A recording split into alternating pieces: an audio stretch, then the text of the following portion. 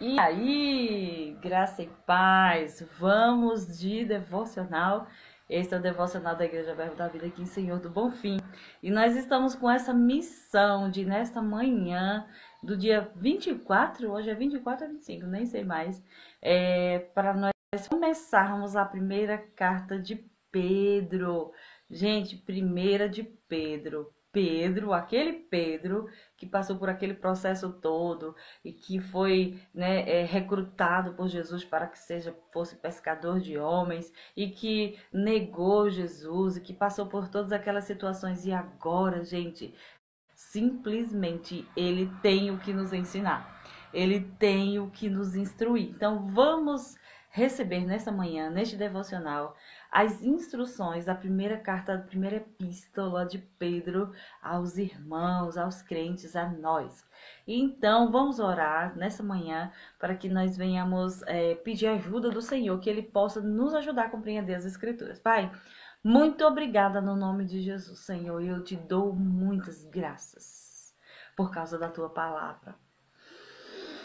Ela é a verdade, ela é completa, ela é tudo que nós precisamos. Ela é a âncora da nossa alma.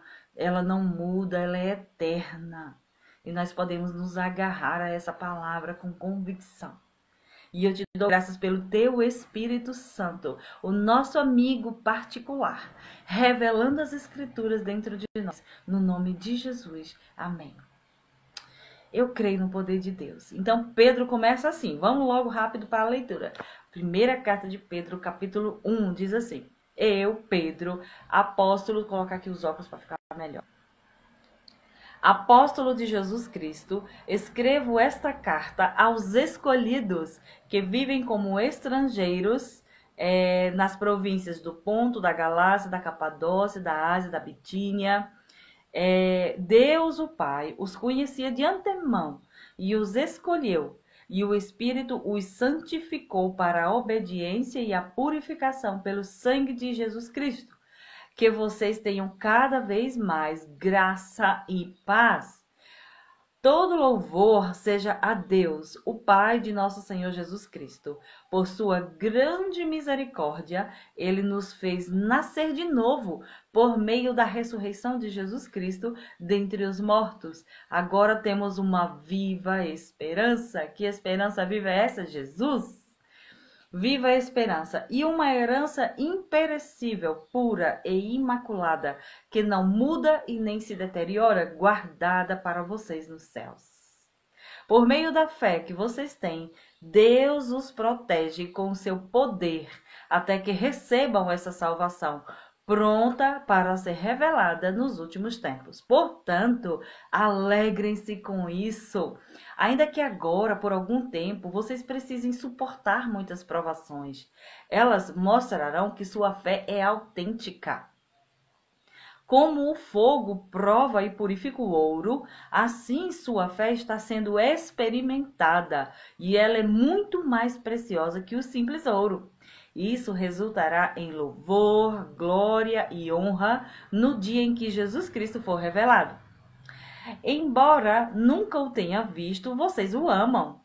E, ainda que não o vejam agora, creem nele e se regozijam com alegria inexprimível e gloriosa, pois estão alcançando o alvo da sua fé, que é a sua salvação.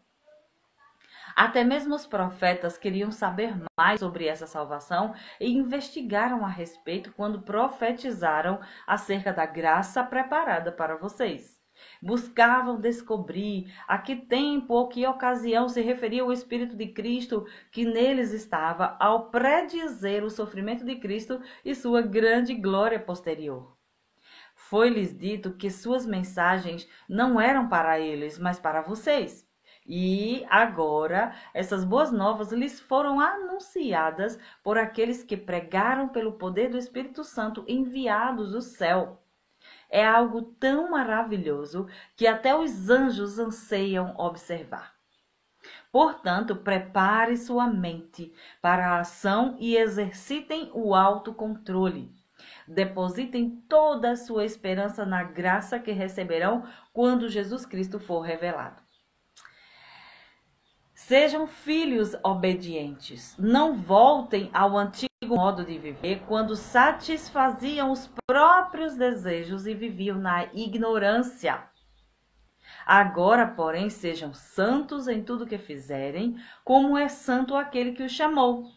Pois as Escrituras dizem, abre aspas, sejam santos porque eu sou santo, fecha aspas. Lembrem-se de que o Pai Celestial, a quem vocês oram, não mostra favoritismo. Ele os julgará de acordo com suas ações. Por isso, vivam com temor durante seu tempo que residem aqui nesta terra. Pois vocês sabem que o resgate para salvá-los do estilo de vida vazio que herdaram de seus antepassados não foi pago com um simples ouro ou prata, que perdem o seu valor, mas com o sangue precioso de Cristo, o Cordeiro de Deus, sem pecado e nem mancha. Ele foi escolhido antes da criação do mundo, até o 25, né?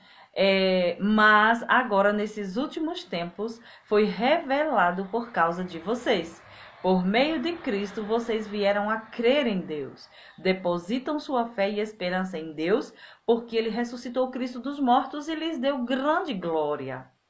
Uma vez que vocês foram purificados de seus pecados, quando obedeceram à verdade, tenham como alvo agora o amor fraternal sem fingimento.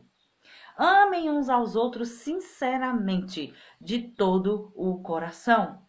Pois vocês nasceram de novo, não para uma vida que pode ser destruída, mas para uma vida que durará para sempre, porque vem da eterna e viva palavra de Deus. Pois, abre aspas, os seres humanos são como o capim. Sua beleza é como as flores do campo. O capim seca e as flores murcham, mas a palavra de Deus permanece para sempre. Fecha aspas. E essa palavra é a mensagem das boas novas que lhes foi anunciada. Então, o que é que Pedro nos instrui aqui logo de cara, gente? O que é que ele nos lembra? Ele diz, ei, tá passando por pressão? Tá passando por dificuldade? Pois fica firme, se alegre nessa viva esperança. Nós temos uma viva esperança. Ei, deixa eu dizer uma coisa para você. Esse cenário de pressão e de perseguição nada mais era do que a perseguição de Nero. Nero era um imperador que decidiu perseguir os cristãos. Os cristãos, aquele povo estranho que falava de um seguidor de Jesus, um seguidor estranho, que eles eram um povo mesmo estranho, eles falavam coisas estranhas, eles falavam coisas como canibalismo, a história de comer a carne de Jesus, de beber o sangue, sabe? Eles eram um povo estranho. Eles se alegravam e se juntavam nas comunidades e eles faziam festas celebrando um tal do amor ágape. Que povo estranho é esse? Então Nero, ele olhava esse povo e dizia, que povo louco é esse? Que povo diferente. Então Nero decidiu perseguir os cristãos severamente. E sabe, ele era tão louco, tão endemoniado, esse tal de Nero, que dizem que ele ateou fogo na cidade e ficou se regozijando, contemplando a cidade pegar fogo, os edifícios pegando fogo, e ele se alegrando e se regozijando. E sabe o que mais? Depois de ter espalhado essa história de que os cristãos eram estranhos, que eles eram um povo louco, diferente, eles disseram, foram os cristãos que tacaram fogo na cidade. Foram eles. E aí todo mundo acreditou que eram os cristãos que estavam fazendo aquelas coisas. Sabe o que mais? Eles pegavam esses cristãos e usavam esses cristãos, mergulhavam ele no piche e faziam como tocha e ateavam fogo vivos e eles queimavam vivos para iluminar os palácios, as vielas, as praças, as ruas. É nesse cenário que Pedro escreve dizendo, estão passando por dificuldade, cristão? Pois fique firme, porque o Senhor vai voltar para completar a sua salvação. Não retroceda, não desista. Ei, deixa eu te perguntar, você está passando por uma pressão e uma perseguição a ponto de quererem queimar você na praça pública? Então, não precisa se desesperar e nem precisa pensar em desistir. Porque essas pressões que nós estamos, ele disse, vai provar a sua fé, que vai provar que você tem uma fé autêntica. Ei, se chegar um tempo de perseguição agora e de dizer assim, se você for para a igreja, você vai ser morto no meio do caminho. Será que eu e você vamos deixar de ir para a igreja? Vamos deixar de ser cristão? Vamos deixar de nos reunir? Vamos deixar de andar com a nossa Bíblia? Vamos deixar de falar? Porque aqui a pressão era real. E a perseguição nada mais era do que um povo que era jogado para os leões comerem. E sabe o que mais? Eles não desistiam da sua fé. Eles não retrocediam da fé que haviam recebido, sabendo a promessa que eu tenho é melhor e é maior. E é nesse cenário que Pedro escreve essa primeira carta e é nesse cenário que ele escreve essas instruções. Ei, você tem uma esperança viva? Esperança, se alguém já tem, é porque não precisa esperar. Se nós esperamos, é porque Cristo vai voltar para completar a nossa salvação. Então fica firme, porque a sua salvação precisa ser completada. Eu já estou salvo. Quem lhe garante? Você precisa perseverar até o fim. Você precisa perseverar até o fim. Nós achamos o caminho. Nós encontramos aquele que é o autor e consumador da nossa fé. Se você está em Jesus e você não retrocede, você não larga ele, ele não te larga. Isso é fato. Ele não nos deixa, ele nos ama. E está cuidando de nós. Mas a dica é, persevere. E deixa eu dizer, essa palavra parece antiquada, mas ela é muito atual. Ela não é antiquada, porque a palavra de Deus, ela é nova, ela nem se renova, ela é nova, eternamente nova, atualíssima. Porque se hoje perseguirem os cristãos, perseguirem a mim e a você, o que vai acontecer? Você vai retroceder, vai desistir, vai largar a fé que tem? Não, irmãos, nós temos uma esperança viva. Nós temos alguém que vai voltar para nos buscar, né? Então, essa instrução é para mim e para você, persevere. Nós amanhã vamos dar continuidade ao capítulo 2 de 1 Pedro e nós vamos dar continuidade a esse entendimento sobre o que Pedro, eu amo e ouvir as cartas de Pedro, porque aquele Pedro que parecia comigo inconstante, impulsivo, sabe, que reagia, que nem pensava, já estava agindo, cortou a orelha do soldado lá, ele era tão impulsivo que ele era sanguíneo, né, também, com o seu temperamento, e ele, antes de pensar, ele já agia. E sabe, hoje ler as cartas de Pedro, para mim, é muito edificante. Porque mostra o processo de crescimento, porque Pedro não desistiu. Teve um momento que ele pensou em desistir. Quer saber de uma? Eu vou pescar. Ou seja, Jesus morreu? Quer saber de uma? Vou pescar. Voltou a querer fazer as coisas que fazia antigamente. Mas sabe, o Senhor Jesus apareceu e disse, Pedro, tu me amas? Pois eu tenho uma responsabilidade para você. Apacenta o meu rebanho.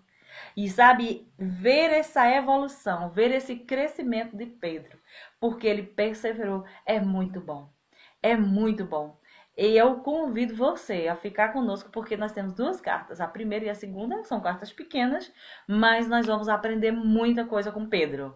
Vamos nessa? Amanhã eu espero você às 6 da manhã para a gente fazer a nossa leitura devocional, lendo o segundo capítulo de Pedro, tá bom? Beijo no seu coração, fica com Deus, até amanhã no nome de Jesus. Se Deus assim nos permitir, nós estaremos aqui firmes e fortes fazendo a nossa leitura às 6 da manhã. Hoje foi nesse horário, mas amanhã vai ser às 6 da manhã. Em nome de Jesus, tchau, tchau.